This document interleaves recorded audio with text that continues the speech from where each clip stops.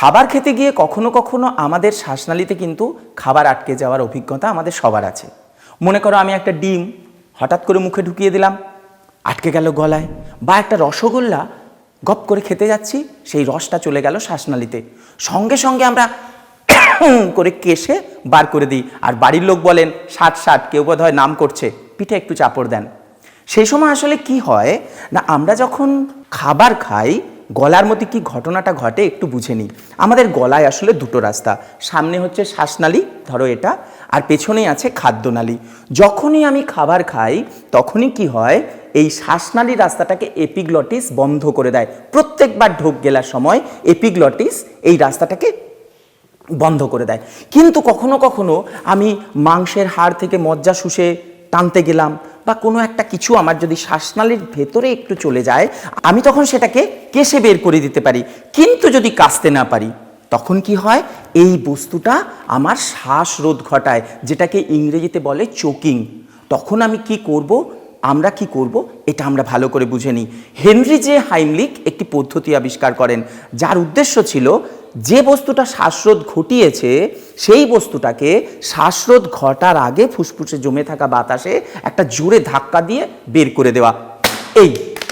এইটা হচ্ছে বিজ্ঞান। তাহলে এই কাজটা আমরা কিভাবে করব আমরা একটু বুঝে নিই।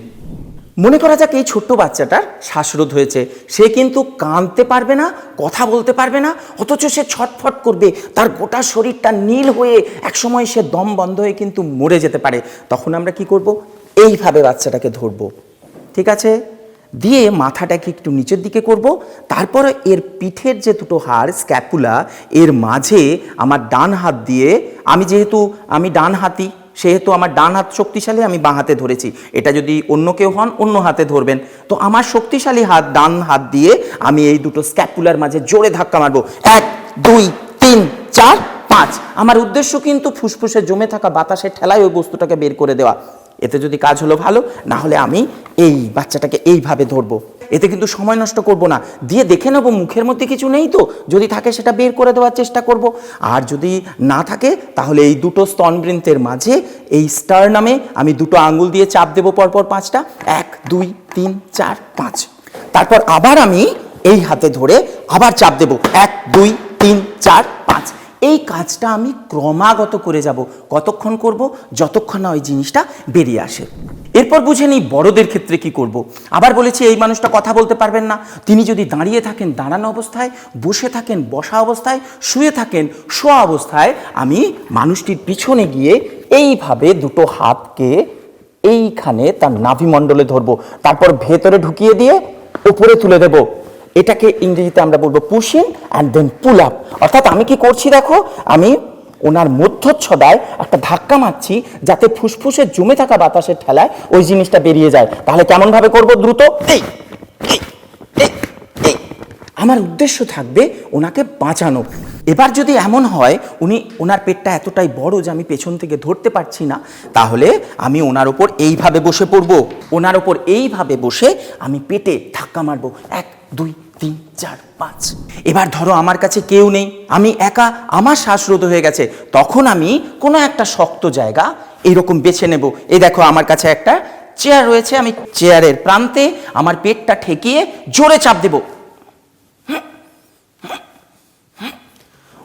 এবার যদি গর্ভবতী মহিলা হন, ধরো 8 মাস 9 মাস এরকম গর্ভাবস্থায়, তখন কিন্তু আমরা পেটের তো চাপ দিয়ে ফুসফুসে পৌঁছতে পারবো না।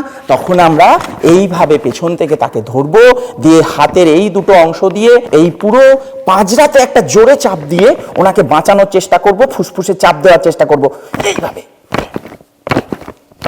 তাহলে বন্ধুরা দেখলে তো, এটা একটা জীবনদায়ী কৌশল, এটা আমাদের সবাইকে জেনে রাখতে হবে এবং অন্যদের জানিয়ে রাখতে হবে। আর সব শেষে একটা কথা বলে দিই, আমার যদি শ্বাসরোধ হয় আমি তোমাকে কি করে বোঝাবো না, এই হচ্ছে কৌশল। এটাকে বলে ইউনিভার্সাল সাইন অফ চোকিং। অর্থাৎ আমার সামনে এইরকম কেউ করছে, এটা মানেই হচ্ছে তার শ্বাসরোধ হয়েছে, তোমাকে বাঁচাতে হবে, তাড়াতাড়ি হাইমলিক কৌশল প্রয়োগ করতে হবে। তো চলো এইভাবে আমরা যে কোনো মানুষের বিপদে নির্দ্বিধায় যেন ঝাঁপিয়ে পড়তে পারি, কারণ সকলের তরে সকলে আমরা। খুব ভালো থেকো সবাই।